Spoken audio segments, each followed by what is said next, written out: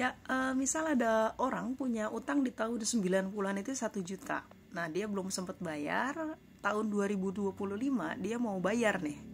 Nah, pertanyaannya, yang dia bayarkan itu tetap nominalnya, yaitu sebesar 1 juta, atau nilainya? Karena kan nilai mata uang itu pasti berubah ya.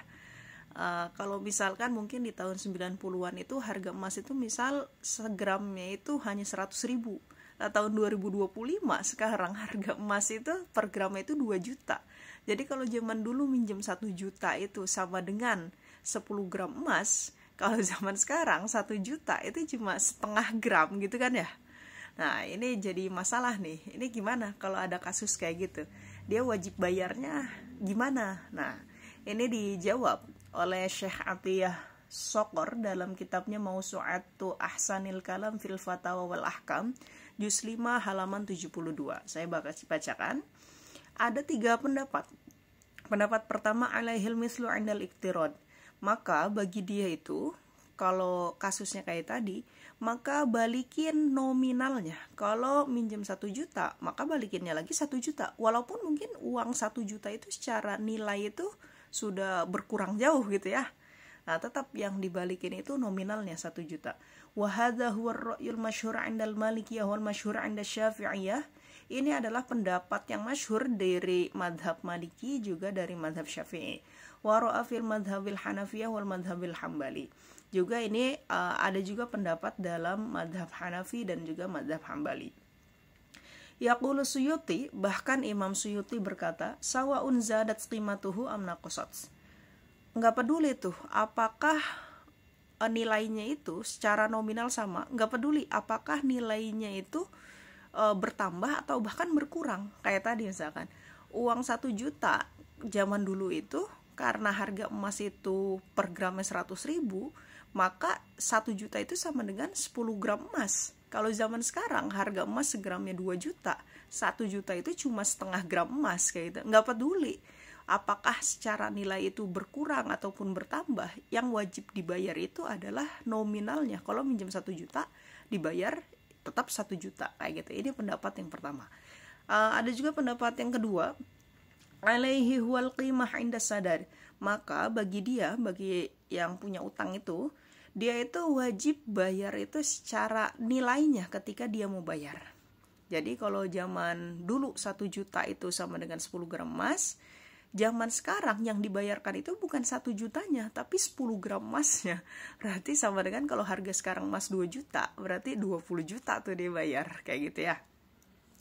Wahwa qawlu Abi Yusuf, ini adalah pendapatnya Abi Yusuf, warajahahu mutaakhirul Hanafiyah, dan juga ini dikuatkan oleh ulama mutaakhir dari madhab Hanafi. Waru'a fil madhabi Syafi'i wa fil madhabil Maliki, juga pendapat ini ada dalam pendapatnya madhab Syafi'i dan Maliki.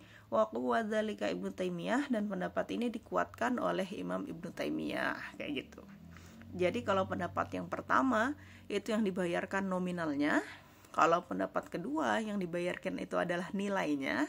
Nah, pendapat ketiga kayak gimana nih? Nah, pendapat ketiga, in kana al-farqu qalilan ruddat al-qimah 'inda al-iqtirad wa in kana kabiran ruddat al-qimah 'inda sadad. Kalau perbedaan nilainya itu enggak besar, kecil perbedaannya, misalkan ya tahun 90-an itu ya harga emas misalkan ya memang 1.900.000 misalkan.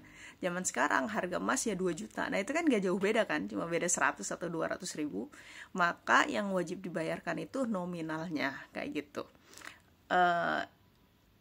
Atau maksudnya itu adalah bukan nominalnya sih kalau di sini ya, tapi nilai ketika dia meminjam, kayak gitu. Ya, wa in kana kabiran ruddat al-qimah 'inda sadar. Kalau perbedaannya itu besar, kayak sekarang nih, misalkan tadi di tahun 90-an harga emas cuma 100.000, zaman sekarang harga emas itu per gramnya itu 2 juta. Itu kan besar ya perbedaannya.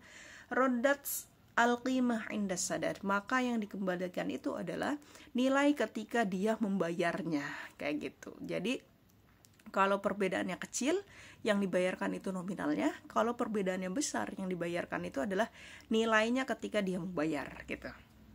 Wa qala bihi ba'du Syafi'i wal Malikiyah. Pendapat ini pendapat sebagian dari madhab Syafi'i dan juga sebagian dari madhab Maliki. Syekh Atiyah Sokor ini menyarankan waqad yakunul al-ittifaq ala kaifiyati sadad huwal aslam wal ab'ad anit tanazu' wal ghabni. Kalau kedua belah pihak, orang yang meminjamkan dan orang yang dipinjamkan itu mufakat, itu berkumpul dan menyepakati mau berapa yang dia bayarkan, kayak gimana nih cara bayarnya, nominalnya atau nilainya, maka huwal aslam wal ab'ad anit tanazu' wal ghabni, maka itu lebih mendamaikan, itu lebih selamat dan juga lebih menjauhkan dari perselisihan dan juga kerugian, kayak gitu.